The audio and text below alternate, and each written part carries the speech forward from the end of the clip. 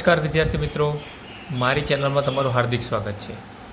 આજના લેક્ચરમાં આપણે સુરેખ નિયત સંબંધ ચેપ્ટર નંબર 3નું સેક્શન બી જોઈશું।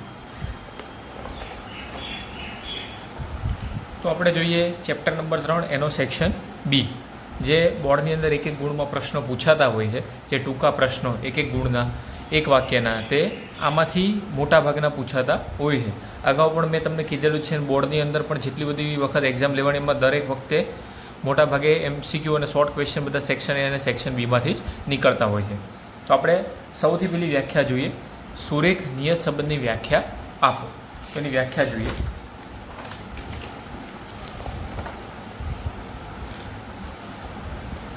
સુરેખ નિયત સંબંધની વ્યાખ્યા, બે સહસંબંધિત ચલો કયા બે ચલની વાત થઈ છે?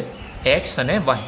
જે વિદ્યાર્થી મિત્રોને ચેપ્ટર નંબર 2 ફાવતું હશે અને ચેપ્ટર નંબર 3 ઓટોમેટિક આવડશે, કેમ કે જે ચેપ્ટર નંબર 2 છે એનો જ અહીંયા બેઠું ઉપાડીને મૂકવામાં આવ્યું છે। રકમ પણ સેમ જેવી છે અને સૂત્ર પણ તમને આવડતા હશે બીજા ચેપ્ટરના, તો તમને ત્રીજા ચેપ્ટરના સૂત્ર આવડશે જ।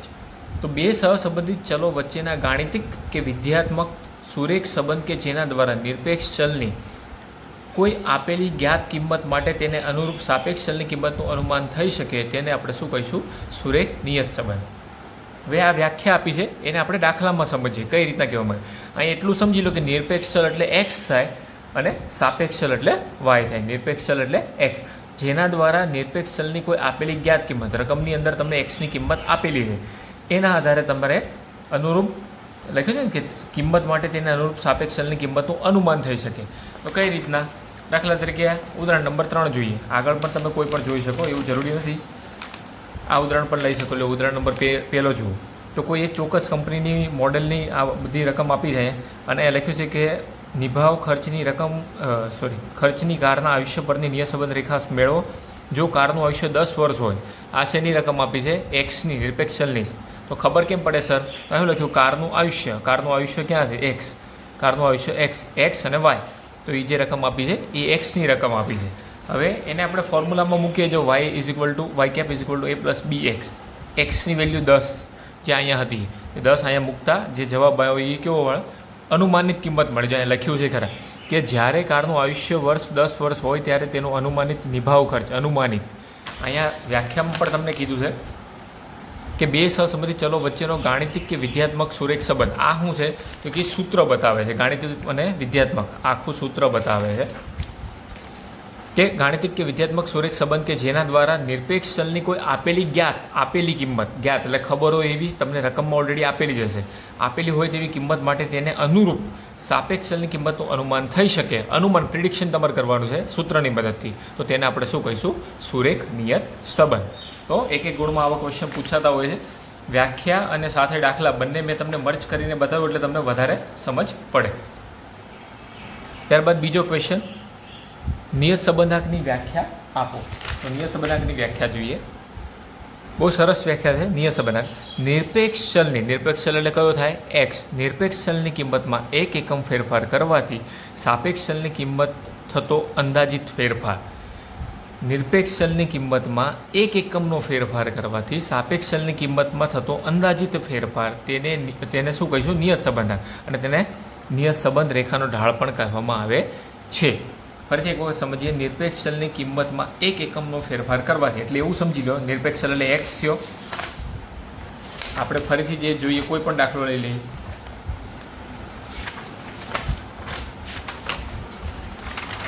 દાખલા તરીકે અહીંયા નિરપેક્ષ ચલની કિંમત છે 75, તો અહીંયા કોઈ પણ એકમનો ફેરફાર કરવાથી, દાખલા તરીકે 75 આપ્યા છે, એનું પદ થયું, એમાં અહીંયા 75 આ લોકોએ મૂકી દીધા। હવે 75ના બદલે 1 એકમનો ફેરફાર કરો ત્યારે તમે 76 કરો કે 74 કરો, ગમે તેટલા કરો, પણ એની જે અંદાજિત કિંમત કેવી થાય? બદલાતી રહે। અનુમાનિત કિંમત કેવી થાય? બદલાતી રહે। એટલે અહીંયા વ્યાખ્યામાં એવું લખ્યું છે કે નિરપેક્ષ ચલની કિંમતમાં 1 એકમનો ફેરફાર કરવાથી, એટલે કે એક્સની કિંમતમાં એકાદ એકમનો ફેરફાર કરવાથી સાપેક્ષ ચલની કિંમતમાં થતો અંદાજિત ફેરફાર એટલે શું થઈ ગયું? નિયત સંબંધક। અને તેને નિયત સંબંધ રેખાનો ઢાળ પણ કહેવામાં આવે છે। ત્યારબાદ જોઈએ સુરેખ નિયત સંબંધ મોડલ।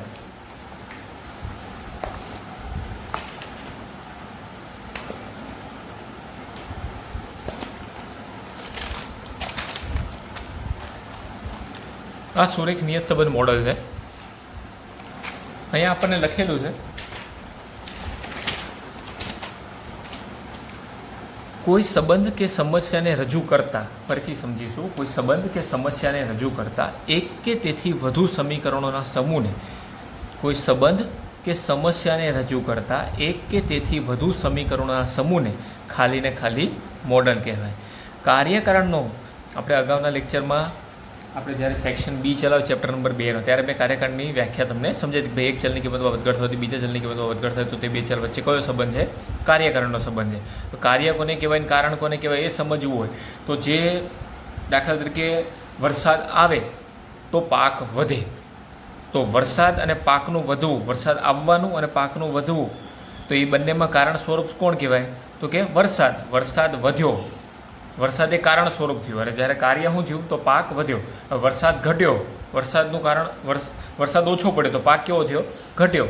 તો અહીંયા સમજીશું કે કાર્યકારણનો સંબંધ ધરાવતા બે ચલ વચ્ચેના, બે ચલ એટલે એક્સ અને વાય વચ્ચેના સંબંધ દર્શાવતા આંકડાશાસ્ત્રીય મોડલને સુરેખ નિયત સંબંધનું મોડલ કહે છે. ફરીથી એક વખત સમજીએ. કોઈ સંબંધ કે સમસ્યાને રજૂ કરતા એક કે તેથી વધુ સમીકરણો, આ બધા સમીકરણોનો સમૂહને આપણે મોડલ કહીશું. કાર્યકારણનો સંબંધ ધરાવતા, એમનેમ નહીં, કાર્યકારણનો સંબંધ ધરાવતા હોવા જોઈએ, કાર્યકારણનો સંબંધ ધરાવતા બે ચલો વચ્ચેના સંબંધ દર્શાવતા આંકડાશાસ્ત્રીય મોડલને સુરેખ નિયત સંબંધ મોડલ કહેવામાં આવે છે. એની ફોર્મ્યુલા કે Y cap is equal to A plus beta X plus mu. આ યુ જેવું જે દેખાય છે એને મ્યુ કહેવાય. જ્યાં એ બરાબર, આ એ બરાબર અચળાંકો પણ કહી શકાય અને અંતખંડ પણ કહી શકાય. આગળ દાખલામાં બધા શોર્ટમાં લખેલું હોય છે. બી બરાબર અચળાંકો કહેવાય, ઢાળ કહેવાય, નિયત સંબંધ કહેવાય. આપણે થોડી વાર પહેલાં વ્યાખ્યાની અંદર જોયું. આ જે વ્યાખ્યા આપણે સમજ્યા એમાં સ્પષ્ટ લખ્યું છે, જો તેને નિયત સંબંધ રેખાનો ઢાળ પણ કહે છે. મતલબ કે બી અચળાંકો, ઢાળ અને નિયત સંબંધ પણ કહી શકાય. એક્સ નિરપેક્ષ ચલ, વાય મોડલનો વિક્ષેપ ચલ અને મ્યુ છે, મ્યુ મોડલનો વિક્ષેપ ચલ અને વાય એટલે સાપેક્ષ ચલ. તો એક માર્ક્સમાં તમને ક્વેશ્ચન પૂછાય કે સુરેખ નિયત સંબંધનું મોડલ જણાવો, તો તમારે વ્યાખ્યા અને સૂત્ર અને તેના જ્યાં કરીને જે પદો લખ્યા છે એટલી વસ્તુ લખવાની. અને 2 થી 3 વખત સમજશો, દાખલાની અંદર ઉતારશો એટલે તમને ઓટોમેટિક આ બધું યાદ રહી જશે. ત્યારબાદ એને પછીનો ક્વેશ્ચન જોઈએ. નિયત સંબંધ રેખાના સંદર્ભમાં ત્રુટિ એટલે શું? ત્રુટિ એટલે ભૂલ થાય, બીજું કશું નથી. હવે લખ્યું છે સાપેક્ષ ચલની કિંમતના અનુમાનમાં થતી ભૂલ એટલે ત્રુટિ. સાપેક્ષ ચલ એટલે કોને કહીશું આપણે? વાય. એ વાયની કિંમતની, વાયમાં કોઈ ભૂલ થાય તો તે શું બની જાય? ત્રુટિ. તો સાપેક્ષ ચલની કિંમતના અનુમાનમાં થતી ભૂલ એટલે ત્રુટિ. તેને સંકેતમાં શેની વડે દર્શાવાય? ઈ વડે દર્શાવાય. એની formula e is equal to y minus y cap. ટૂંકમાં જે એક્સ આપ્યો એની નીચેની જે વેલ્યુ વાય આપેલી હોય એ જ બની જાય અહીંયા વાયની કિંમત. એટલે સાપેક્ષ ચલની કિંમતના અનુમાનમાં થતી ભૂલ એટલે ત્રુટિ. તેને સંકેતમાં ઈ વડે દર્શાવાય છે. અને એના પદ છે એ આપણે આગળ 1-2 ક્વેશ્ચન આવશે એમાં સમજીશું. તેમ છતાં ઉપર છેલ્લું સમજી લઈએ કે રેખાની ઉપરની બાજુમાં હોય, એટલે આને આપણે અહીંથી સમજીએ એટલે તમને વધારે સમજાય.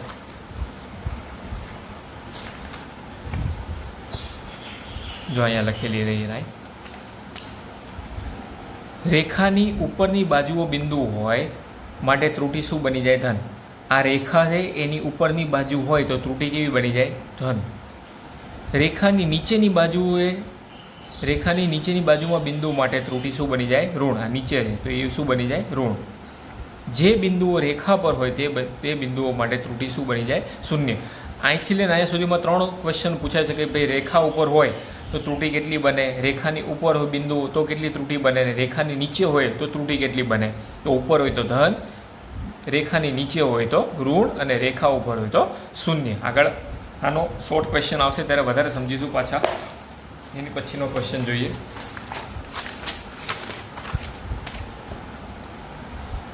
તમારે ખાલી વ્યાખ્યા અને સૂત્ર જ લખવાનું છે. હવે અહીંયા લખ્યું છે નિયત સંબંધની શ્રેષ્ઠ અનુવાંશિક રેખા મેળવવા માટેની રીતના નામ જણાવો. આમ તો નિયત સંબંધ મેળવવાની મુખ્ય 2 રીતો છે. જો અહીં લખ્યું કે સુરેખ નિયત સંબંધ રેખાની અનુઆયોજન કરવાની રીતો મુખ્ય 2: વિકર્ણ આકૃતિની રીત અને ન્યૂનતમ વર્ગોની રીત. પણ તમને શ્રેષ્ઠ શબ્દ વાપર્યો છે તો અનુવાયોજન મેળવવાની શ્રેષ્ઠ રીત કઈ થઈ જાય? ન્યૂનતમ વર્ગોની રીત. પરીક્ષામાં બંને નથી લખવાનું. હા, તમને એમ કીધું સુરેખ નિયત સંબંધ રેખા મેળવવાની અનુઆયોજન કરવાની રીતો જણાવો તો બંને લખવાનું. અને શ્રેષ્ઠ કીધું હોય તો ન્યૂનતમ વર્ગોની રીત કરવાનું અને સરળ કીધું હોય તો વિકર્ણ આકૃતિની રીત. આ ખાસ યાદ રાખજો, પરીક્ષામાં 1 માર્ક્સમાં ટ્વિસ્ટ કરીને ક્વેશ્ચન તમને પૂછી શકે.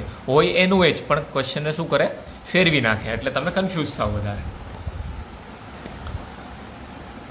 હવે એની પછીનો ક્વેશ્ચન જોઈએ. નિયત સંબંધ શેના પરિવર્તનથી સ્વતંત્ર છે?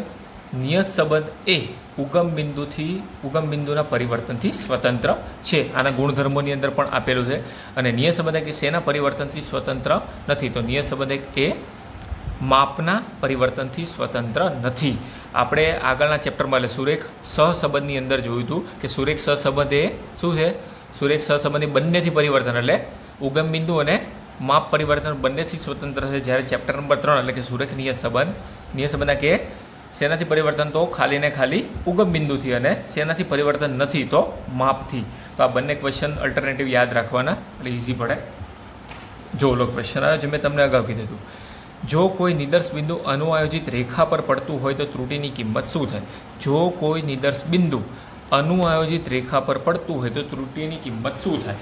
તો આપણે જોયું કે રેખા ઉપર પડતું હોય તો ત્રુટિ 0 થઈ જાય. જો અહીં આ 3 યાદ રાખવાનું. જો અહીં લખ્યું કે જે બિંદુ રેખા પર હોય તેવા બિંદુ માટે ત્રુટિ શું બની જાય? 0 થઈ જાય. રેખાની ઉપરની બાજુના બિંદુઓ માટે ત્રુટિ ધન થશે, રેખાની નીચેની બાજુ બિંદુઓ માટે ત્રુટિ ઋણ થશે, અને જે બિંદુઓ રેખા પર હોય તે બિંદુઓ માટે ત્રુટિ હંમેશા 0 થશે. MCQમાં પણ પૂછાય. ત્યાં તમને અલગ અલગ 0, -1, +1 ને +5 ને એવી અલગ અલગ 4 વેલ્યુ આપેલી હશે ABCD. એમાં તમારે સમજીને લખવાનું કે આ રેખા, આ તમને આકૃતિમાં પણ બતાવે, રેખા છે એની ઉપર હોય. જો કે આકૃતિ આપેલી નહીં, પણ તમારે સમજ માટે ઉપર હોય તો ધન, રેખાની નીચે બિંદુ હોય તો ઋણ, અને રેખા ઉપર હોય તો 0. આ યાદ રાખવાનું. ત્યારબાદ માપ સ્કેલના પરિવર્તનથી જો x અને y બંનેની ચલની કિંમતો બમણી કરવામાં આવે તો નિયત સંબંધ બદલાશે? તો અહીંયા આપણને સીધો એવો સવાલ થાય કે હા બદલાશે, પણ સમજવાનું છે. અહીંયા શું કીધું? માપ સ્કેલના પરિવર્તનથી જો x અને y બંને ચલની કિંમત બમણી કરવાનું કીધું છે. કોઈ એક ચલની કીધું હોય તો બદલાય, પરંતુ બંને ચલની કીધું હોય તો બદલાય નહીં. બમણી કીધું છે માટે, બંને સરખી છે માટે. જો બંને સરખી ન હોય તો પાછી બદલાય કિંમત, કેમ કે સ્કેલ માપથી કેવું છે? પરિવર્તન છે. આને એક્ઝામ્પલથી સમજવું હોય તો સમજી શકીએ આવી રીતે. દાખલા તરીકે તમને બમણું કીધું એટલે u બરાબર 2x - a અને v બરાબર અહીંયા બમણું કીધું છે એટલે y - b. હવે આપણે એક પદ આવું સમજાતા કે ભાઈ u = x - a/cx અને v = y - b/cy. તો આ જે વેલ્યુ છે એ શું છે? cx અને cy છે. હવે એવું યાદ રાખવાનું કે જ્યારે પણ ગુણાકારમાં પદ હોય ત્યારે જે કિંમત આપેલી હોય એને 1ના છેદમાં લઈ જવાનું. એટલે અહીંયા cxની વેલ્યુ કેટલી થઈ જાય? cxની વેલ્યુ થઈ જાય 1/2 અને cyની વેલ્યુ થઈ જાય પણ 1/2. હવે ફોર એક્ઝામ્પલ આને સૂત્રમાં મૂકો તો કે b = n × σ uv - σ u × σ v, n × σ u² - σ u² cy/ca. આની વેલ્યુ નથી, પણ આપણે આ જ પદમાં મૂકીએ તો cyની વેલ્યુ કેટલી છે? 1/2, અને આની પણ cxની વેલ્યુ કેટલી છે? 1/2. છેદનો છેદ ક્યાં જતો રહે? અંશમાં. તો આ પદ આવું બની જાય કે 2/2, કેમ કે આ પદ આની હારે ગુણાય એટલે 2 × 1 = 2 અને 2 × 1 એટલે બંનેના કેસમાં થઈ જાય 2/2. તો 2 ગયા તો બચ્યું શું? 1. તો 1ને આખા પદ હારે ગુણાકાર કરો તો કોઈ ફરક પડે નહીં. મતલબ કે બી નિયત સંબંધાંકની કિંમતમાં કોઈ ફરક પડતો નથી. ફરીથી એક વખત પદ સમજો કે અહીંયા ગુણાકારમાં, આગળ હું તમને બીજા પણ એક્ઝામ્પલ આપું છું. અહીંયા બંને કિંમત સરખી કીધી છે માટે, અગર સરખી ન કીધી હોય તો નિયત સંબંધાંકની કિંમત બદલાય, કેમ કે માપ પરિવર્તનથી કેવું છે? સ્વતંત્ર નથી માટે. અહીંયા 2 છે, બંને સરખા છે, બમણા. અહીંયા 3 ગણા કીધું તો અહીંયા 3, તો અહીંયા શું થઈ જાય? 1/3 તો પણ બદલાત નહીં. ફોર એક્ઝામ્પલ અહીંયા 10 હોત, અહીંયા પણ 10 હોત તો 1/10 થાય. તો અહીંયા એવું જ થાત જેવું આ દાખલામાંથી. પણ જો રકમ બદલાય, અહીંયા 2 હોય અને અહીંયા 4 હોય તો નિયત સંબંધાંક 100% બદલાય. કઈ રીતના? દાખલા તરીકે હું અહીંયા 2 રાખું છું, અહીંયા 4 રાખું છું, તો આનો cx શું બની જશે? 1/2 અને આનો બની જશે 1/4. હવે આ પદની અંદર હું મૂકું તો cyની વેલ્યુ 1/4 અને આની થઈ ગઈ 1/2. તો આ ક્યાં જતો રહે? ઉપર. તો 2/4, તો 1/2 થયું. તો અહીંયા આને આરે ગુણાકાર કરો આ પદનો તો ફરક તો 100% પડવાનો ને. તો એવી વસ્તુ થઈ ગઈ. જ્યારે બંને પદ સરખા હોય બંને પદ સરખા હોય ત્યારે અને ત્યારે જ નિયત સંબંધમાં માપ પરિવર્તનથી સ્વતંત્ર બની શકે, બાકી બધા કેસમાં માપ પરિવર્તનથી સ્વતંત્ર નથી. આ ખાસ યાદ રાખવાનું. એક્ઝામમાં આવી રીતના તમને કન્ફ્યુઝ કરવા માટે પૂછી શકે. એટલે બમણી રકમ લખી છે, એટલે કે માપ સ્કેલના પરિવર્તનથી જો એક્સ અને વાય બંનેની ચલની કિંમતો બમણી કરવામાં આવે તો નિયત સંબંધ બદલાય નહીં. બમણા હોય તો બદલાય નહીં, પણ બમણા ન હોય બીજી કોઈ સંખ્યા હોય, એટલે કે આ રીતની હોય,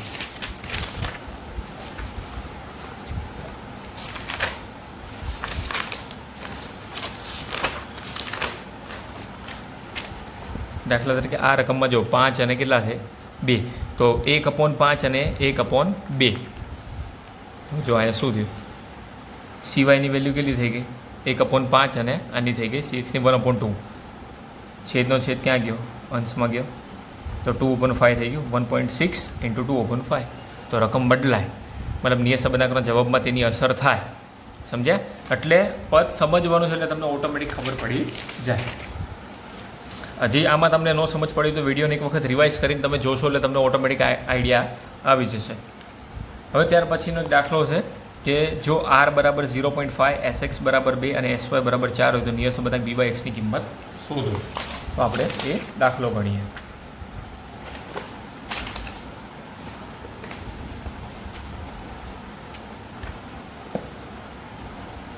દાખલા નંબર 10, r બરાબર 0.5, sx બરાબર 2, sy બરાબર 4. byx શોધવાનું કીધું છે એટલે બીની ફોર્મ્યુલા કાઢીએ, r × sy/sx. આરની વેલ્યુ 0.5 × syની વેલ્યુ છે 4 અપોન અહીંયા 2. 2 દુ 4 થાય, 0.5 × 2 બરાબર 1. તો બીની વેલ્યુ આવે, byxની વેલ્યુ કેટલી મળી આપણને 1. તો આવા એક માર્ક્સમાં પણ તમને શોર્ટ ક્વેશ્ચન દાખલાના સ્વરૂપે પૂછાઈ શકે, પણ સૂત્ર તમારા ક્લિયર હોય તો તમને દાખલામાં કોઈ પ્રોબ્લેમ થાય નહીં. હવે એની પછીનો જોઈએ 11મો નંબરનો ક્વેશ્ચન. નિયત સંબંધ રેખા y કેપ = 31.5 પ્લસ 1.85 એક્સ પરથી x 10 હોય તો એની વાયની કિંમતનું અનુમાનિત મેળવવું. હવે 11માની રકમ જોઈએ આપણે, તો કે y કેપ 31.5 પ્લસ 1.85 એક્સ અને એક્સની વેલ્યુ આપી છે તમને 10, વાયની કિંમત શોધવાની કીધી છે. તો હવે ઘણા કન્ફ્યુઝ થાય, સર અહીંયા તો વાય કેપ આપ્યો છે અને અહીંયા તો આપણે વાય શોધવાનું કીધું, તો બંને સરખું થાય, વાય કેપ અને વાય બંને કેવા છે, સરખા જ છે.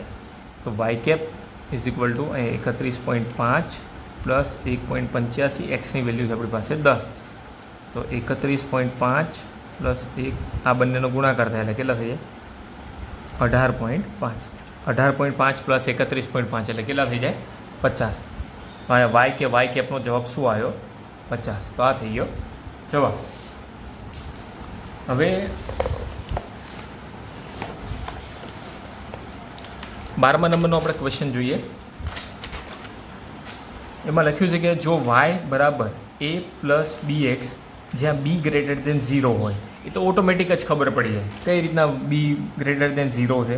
તો બીની આગળની વેલ્યુ કેમાં છે, પ્લસમાં છે.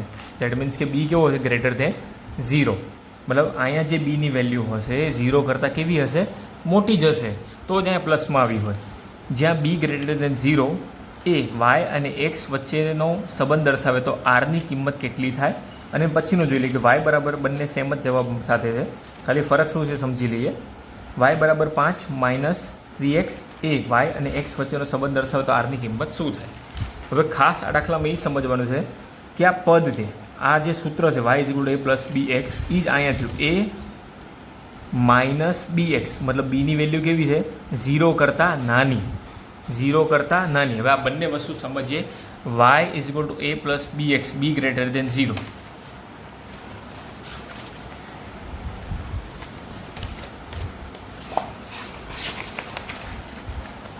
ચોપડીની તમે એક લાઈન જે દિવસે વાંચતા થઈ ગયા એ દિવસથી તમને બધું ફાવશે.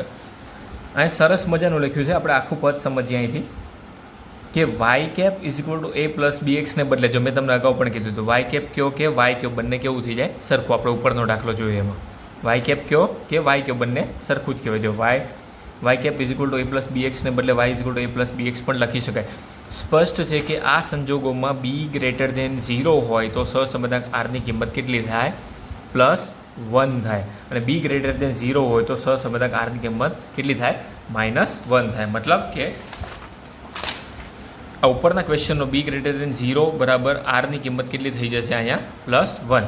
તો તમને એવો ક્વેશ્ચન થાય કે સર આમાં તો આપણને બીની કિંમત તો આપી જ નથી, અહીંયા તો બી ગ્રેટર દેન 0 કીધું એટલે ચલો સમજી ગયા કે બીની કિંમત આપણને અહીંયા દાખલામાં કીધું છે કે બી ગ્રેટર દેન 0 હોય તો આરની કિંમત +1 થઈ જાય. પણ સર આ દાખલામાં તો આપણને બી ગ્રેટર દેન કે લેસ દેન એવું કશું કીધું નથી, તો તમને ખબર કેવી રીતના પડી કે આર બરાબર -1 થશે? તો આ જે પદ છે એ શું છે? તો બીની કિંમત છે. બીની કિંમત કેવી છે?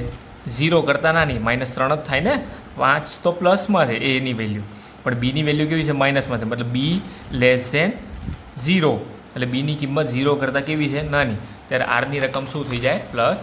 +1 થઈ જાય. એટલે આ લાઈન આખી યાદ રાખવાની. આખું 120 નંબરનું પેજ તમે જોશો એટલે તમને આઈડિયા આવી જશે. જે કંઈ લખ્યું છે એ પછી અહીંયા જો આ નિયત સંબંધ રેખાનું નિયત સંબંધ કહે છે, તેને રેખાનો ઢાળ પણ કહે છે. અચળાંક એ નિયત સંબંધ રેખાનું અંતખંડ છે, જે આપણે ઓલા પદમાં સૂત્રમાં જોયું. એટલે મેં તમને જેટલી વસ્તુ શીખવાડી, આ અંતખંડ શબ્દ બી મેં તમને અહીંયા બતાવ્યો હતો આ પદની અંદર. જો છે એ બરાબર અંતખંડ થાય, એ બરાબર અંતખંડ. એ જ વસ્તુ અહીંયા તમને કીધી છે કે અચળાંક તો કીધું જ તું આપણે, પછી એને અંતખંડ પણ કીધું.